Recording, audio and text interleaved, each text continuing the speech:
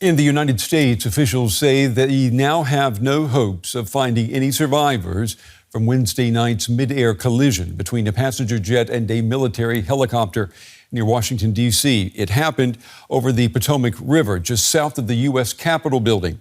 67 people were on board both of the aircraft. Today, rescue crews recovered dozens of bodies. CCTV footage shows the moment the two aircraft collided mid-air, plunging both the passenger jet and Army helicopter into the icy waterway that cuts through Washington, D.C. The plane was on its way to land at the Ronald Reagan National Airport when the incident occurred. The American Airlines flight had departed from Kansas with 64 people on board, including world champion figure skaters. While the U.S. Army helicopter, which was carrying 3 soldiers, was on a training mission. We do know on our side who was involved. It was a fairly experienced crew and that was doing a required annual night evaluation. They did have night vision goggles. Officials say no one is believed to have survived. Investigations into how the collision happened in some of the most heavily monitored airspace in the world, just a few kilometers from the U.S. Capitol, are underway. Safety is our expectation. Everyone who flies in American skies expects that we fly safely, that when you depart an airport, you get to your destination. That didn't happen last night. And I know that President Trump, his administration, the FAA, the DOT, we will not rest until we have answers for the families and for the flying public. While the National Transportation Safety Board is leading the ongoing probe, instead of answers, U.S. President Donald Trump delivered what he called opinions on the cause of the crash, which he could not back up. Trump also offered his condolences. Their families, please. Today we are all heartbroken. We're all searching for answers. That icy Potomac, it was a cold night, cold water. We're all overcome with the grief for many who have so tragically perished, will no longer be with us. Divers are working to recover the remaining bodies from the river. Well, today, U.S. President Trump attempted to explain how this disaster was possible.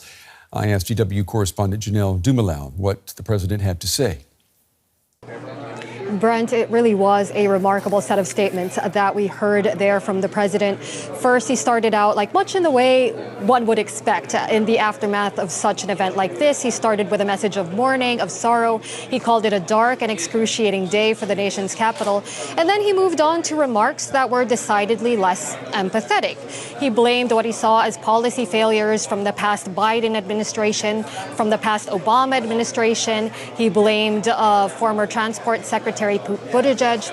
But most of all, he concentrated his critiques on diversity, equity, and inclusion initiatives, so-called DEI initiatives, saying that they perhaps influenced hiring practices, saying that air traffic controllers needed to be at the very top of the game, needed to be of the highest intellect, implying that because of DEI measures, they were not. He also proceeded to widely speculate, saying that the helicopter pilot should have been watching where he was going, but also saying that while he wasn't sure the air traffic controllers were at fault, he was also saying that perhaps the warning should have come earlier. So a series of wildly speculative statements from the president there in the midst of this ongoing investigation. And it's one thing to make claims, it's another thing to back up what you say. Did he back up his claims? The short answer to that, Brent, is no, he did not. He was asked in that briefing room how he could be able to say these things while the investigation was ongoing. What was he basing his claims on? And he basically said common sense. And that really tells us that what he is actually doing here is taking this event and politicizing it, blaming, using it again to sort of burnish his own standing while making past administrations look bad. making basing his claims off of what he sees as the ideological limits of previous political administrations.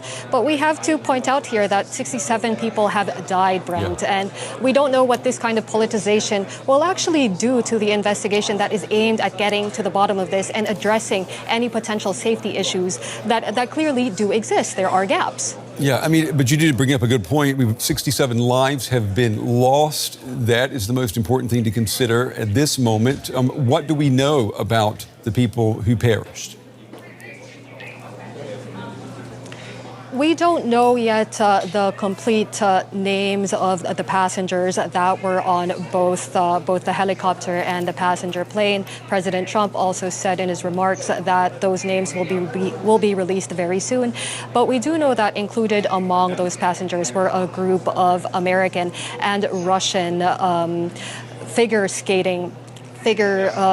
skaters who were meeting in Kansas for a competition and flying then to Washington, D.C. So that, of course, is an added layer of sadness to this tragedy, knowing that some of the victims of these crashes were indeed very young people. DW's Janelle Dumoulin with the latest from Reagan National Airport in Washington, D.C. Janelle, thank you.